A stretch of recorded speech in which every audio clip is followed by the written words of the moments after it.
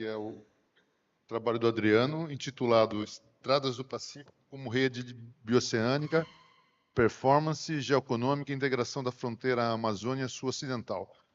Então, em torno de 10 minutos, tá bom? Tá bom, tá bom. Obrigado. Boa tarde a todos, cumprimento a mesa também. Diferente dos colegas, né, eu não vou falar um trabalho que eu já estou desenvolvendo, vou falar um trabalho que é base do que eu já venho desenvolvendo, né? É sobre a Estrada do Pacífico. É muito comumente chamado de Rota 3 atualmente, né? Mas lá no Acre nós chamamos de Estrada do Pacífico. Eu me chamo Adriano Matias, sou geógrafo de formação ali na Universidade Federal do Acre, sou mestre em geografia e atualmente estou aqui no doutorado do ICAL.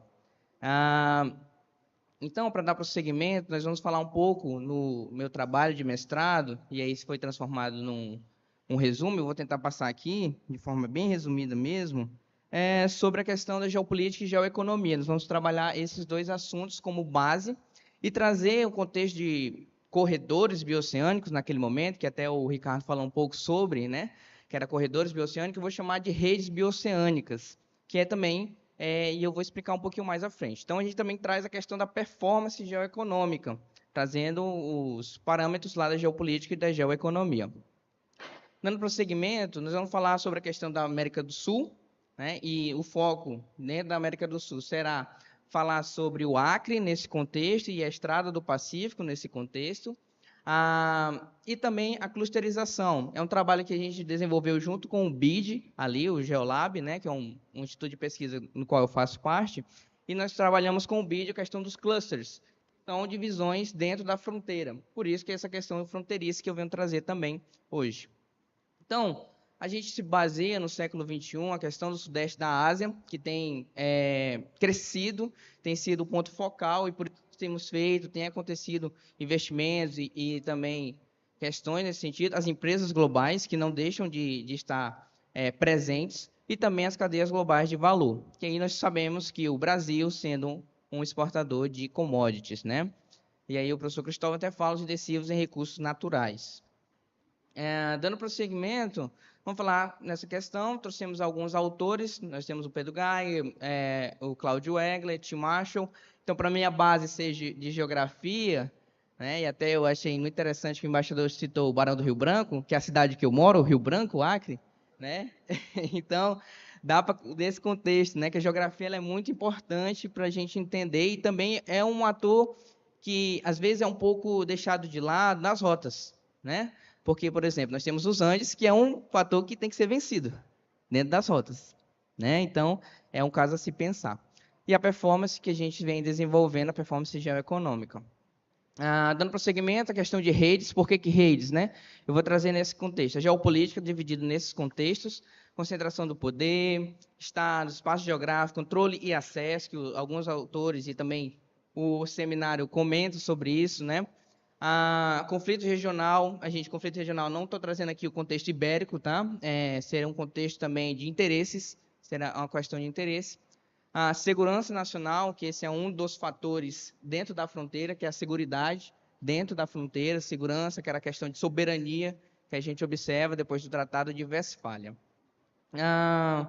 Trazendo também, e aí eu trago a geoeconomia, que eu tento ampliar ela cada vez mais, né? Com os objetivos, questão de logística, a economia, a geografia. Lembrando que não é geografia econômica que nós chamamos aqui, nós chamamos de geoeconomia, que é como se fosse um contexto em conjunto. E aí eu vou trazer essa questão de redes bioceânicas, que eles seriam um hub de serviços. Como até foi mencionado na plateia, traz um contexto regional que amplia essa discussão. Vai ampliando essa discussão, vai trazendo um desenvolvimento naquele contexto. Então, vou trazer a questão da presença do Estado, serviços alfandegários, fitossanitários, tributários, as conexões multimodais também, que são ali, e o serviço de manutenção, que é importante, né? Dentro de uma rota, se você não tiver manutenção, caminhões, barcos não vão conseguir chegar ao seu destino final, né? Dando continuidade, nós vamos falar também, e aí eu fiz um esquema para vocês darem uma observada, como a rede bioceânica ela atua, né? Eu acho que está um pouquinho tá pequeno, mas vocês vão observar que dentro dessas redes, elas não se excluem, elas se complementam entre si.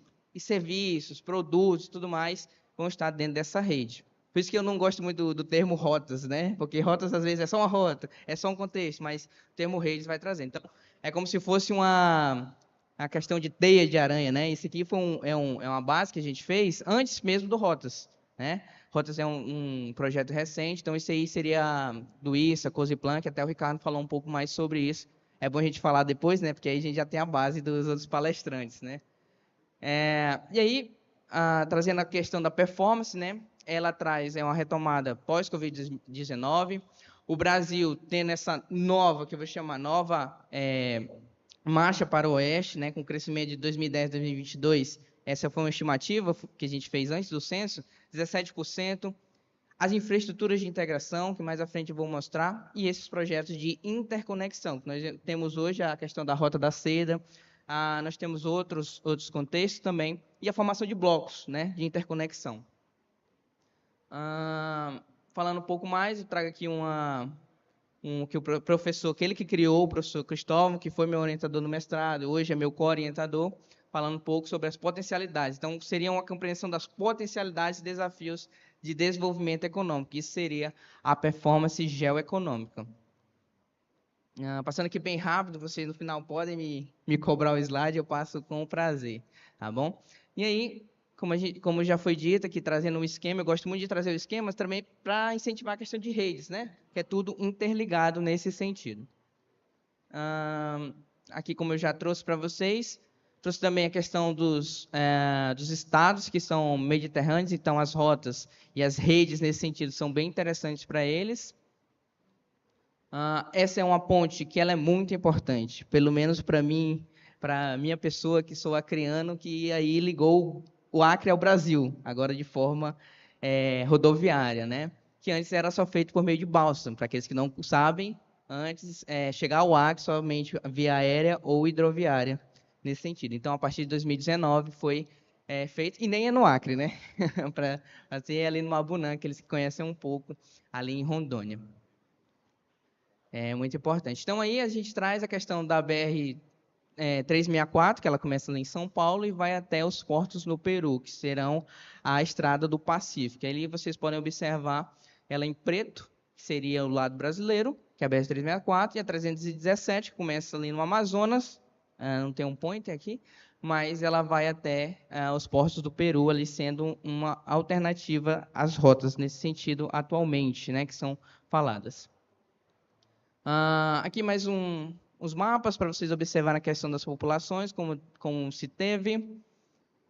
Esse mapa foi apresentado no início, né? Então é interessante nós observarmos ele, a presença da China, né? É um fator crucial que tem tido a China nesse sentido, então tem dominado cada vez mais as exportações. E aí nós fizemos esse mapa para o Ministério, né? Muito antes, e aí a representante do Ministério trouxe aqui esse mapa, esses 3 mapas, né, que dão a questão da como a China vem dominando essas exportações. Dando continuidade à Estrada do Pacífico, aqui alguns dados de extensão dela, e como eu falei, né, o Acre tem nesse ponto, então esse ponto seriam ela ao todo, e ali a partindo do Acre, Rio Branco, até Matarane e Ilo. Dando continuidade aí um pouco mais, e aí vocês observem como as redes elas estão presentes também, né?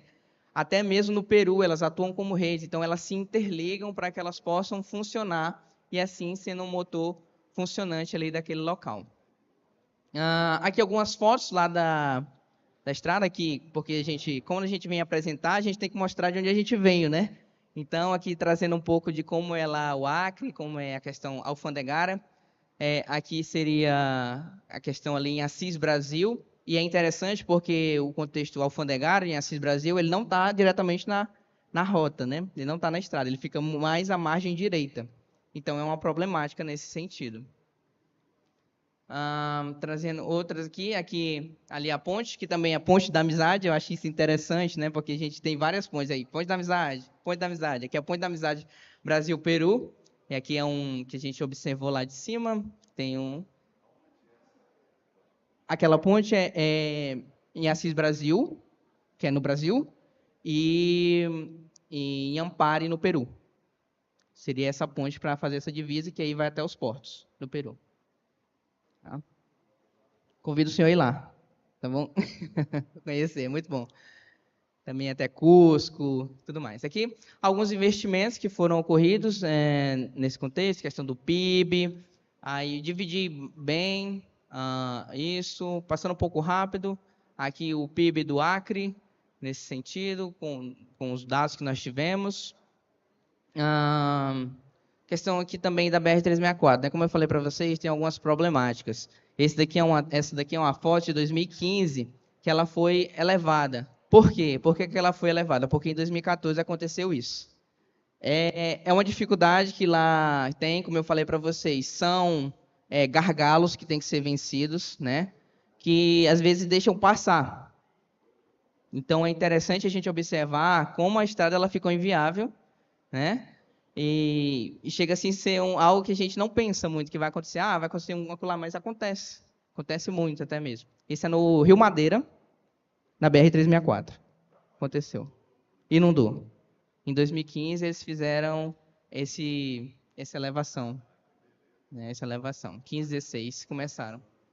Tá funcionando bem. Até agora tá tudo bem. Né? Tá tudo bem.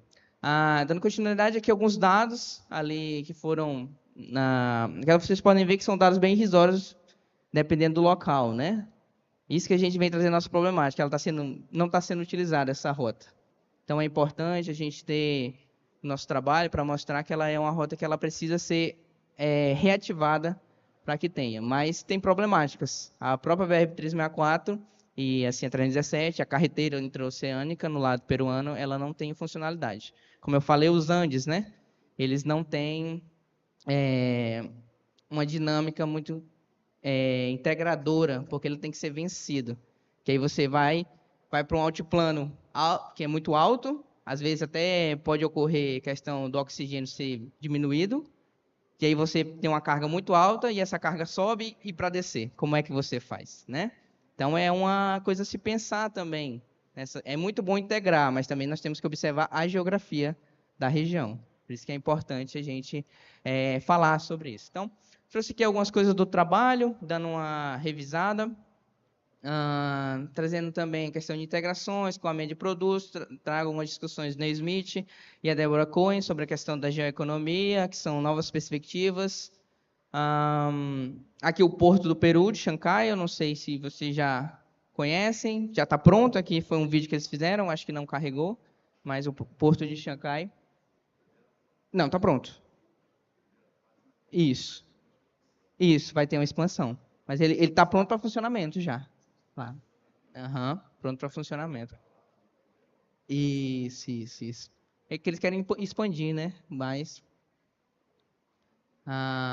E aí nós vamos trazer a clusterização, que eu vou passar bem rápido, que é a questão de fronteiras, né? Que nós trazemos as cidades regionais daquele local, como foi falado também pela plateia. E aí eu mostro para vocês a questão dos clusters que o BID trouxe, que eles falam cluster norte, Cobirra, Rio Branco, que é onde é a análise do trabalho, Letícia Tabatinga, Cachoeira e Rio Negro e... Oi? Não, é uma cidade na Bolívia. Isso, tem uma ligação. Isso, por ponte. Por ponte e terrestre também. Tem duas ligações. Eu vou mostrar um pouquinho mais à frente. Né? Aqui um pouco da performance que a gente observou ali naquele cluster. Se vocês forem observar, por que eu trago também a questão da Bolívia? Porque ela está nessa rota. Então, o impacto da rede também vai ser regional nesse país, na Bolívia. Por isso que a Bolívia também ela é interessante observar. Então, Cobirra, ali a ponte, e aí essa ponte ela é interessante, porque foi o ISA que construiu e ela só é de mão única. Só vai ou volta. Então, assim, é bem interessante, né? O ISA construir essa ponte. Nós temos brasileiro, do lado brasileiro, e Epitaciolândia, e ali vocês têm um pouco do que eu vou mostrar mais à frente. Aqui é a entrada lá de Cobirra, pela ponte. E aí a ponte do lado boliviano. À esquerda de quem vê é o lado brasileiro, e ali no fundo já dá de ver a Bolívia. Essa é a ponte Evo Morales. Pelo ISA. Em 2005 ela foi construída. Então ela é de mão única, então é interessante a gente observar também isso. E aqui a cidade, você pode observar ali a ponte. Aqui nesse lado é o lado boliviano, cidade de Cobija. E aí o lado que já é em Epitaciolândia, Brasil, e Cobija também, que é a parte que é seca. Tá, tô terminando, professor. E aí, nas inundações de 2022, que foi as maiores, que causam um impacto tanto sanitário, um impacto também das populações, que você pode fazer um contingente, mas não abarca que isso aconteça. Né? E aqui a ponte, vocês viram aquela ponte, agora em 2022, recentemente, como ela ficou inviável de ser ultrapassada. E aqui eu estou trazendo algumas fotos, depois posso passar já para ir para o final. Aqui os caminhões, que eles são chineses, mas eles ficam parados, porque não é viável para eles e não tem carga. Então eles ficam parados no lado peruano, nesse caso. E aí aqui é o Peru, no caso seria Assis Brasil, porque não tem carga. A China mandou muitos caminhões para que possa fazer essa travessia, mas não tem carga. Estão parados. À espera da conexão, aí, ó. Alguns tem, mas 2, 3, mas poucos. A conexão é feita por outros locais. Na verdade eles fazem no Peru, mas é pouco, né? É muito pouco, nesse caso. Só para finalizar. É interessante a conexão, mas ela não é utilizada. E por quê? Porque o setor produtivo ele não exporta por esse corredor, por essa rede. Mesmo a China tendo investido, mesmo tendo, porque parece que não é viável a eles. Então, eu espero que ela saia por lá, né? Agora com essa nova das rotas. Mas agora ela não está saindo, não tem sido. Tá, é o último, já é o final, tá? É aqui só um resumo e aí a ponte. Obrigado.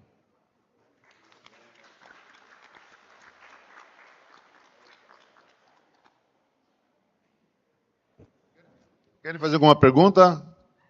Hoje já próximo. Quer mais fazer alguma pergunta, embaixador? Respondi o embaixador já na apresentação, né, embaixador?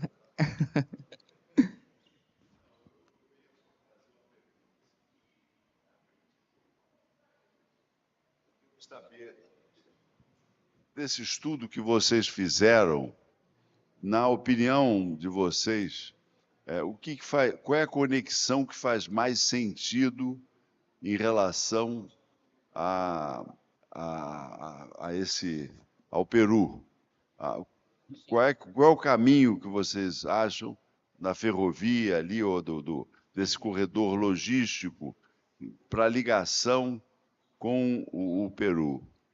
Então, Essa é a primeira, depois vai ter uma outra. Sim, sim. Então, foi bem rápido a apresentação, né? Mas comentando, nós fizemos essa análise, né? O setor produtivo, se ele tiver essa saída pelo Peru, através da Estrada do Pacífico, que é chamada de Rota 3 atualmente, para se situarem, ele tem uma diminuição do frete de 15% a 20%. E de dias de 20 a 30 dias. Então, isso, para a China. Obrigado. Para a China. Então é interessante, se pensarmos no contexto logístico. Só que, como eu comentei na apresentação, ainda não tem uma infraestrutura que possa abarcar. A ferrovia é interessante, mas será que a ferrovia vai vencer os Andes? Essa é a nossa problemática, porque os Andes, como eu comentei, você tem estradas no Peru que são muito sinuosas, até mesmo para o turismo é perigoso, né?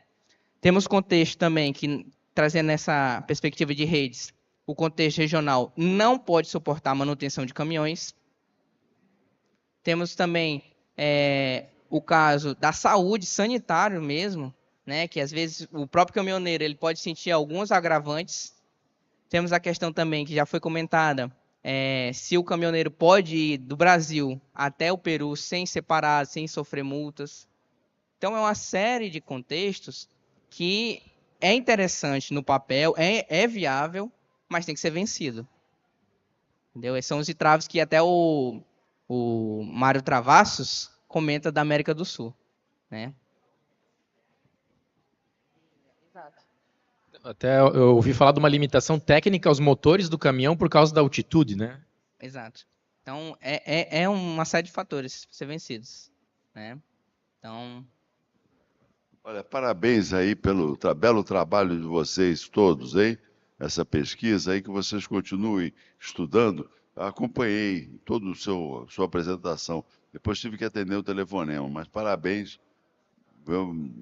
Belas pesquisas. Uma salva de palmas.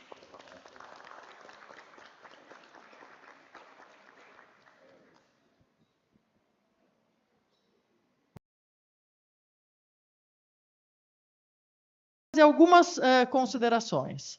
Em primeiro lugar, eu gostei muito ali não sei quem estava, um dos participantes aqui da mesa anterior, falou em redes de integração. E esse é um dos desafios, porque se a gente fala assim, corredor bioceânico, parece que ele vai passar assim e terminar lá na frente e o que está no meio não importa. É muito importante que a gente tenha presente a necessidade de desenvolver as regiões por onde vão passar as redes ou rotas de integração. Elas não podem ser simplesmente um corredor até Porto de Xangai, Arequipa. Elas têm de ser um motor do desenvolvimento regional dessa região.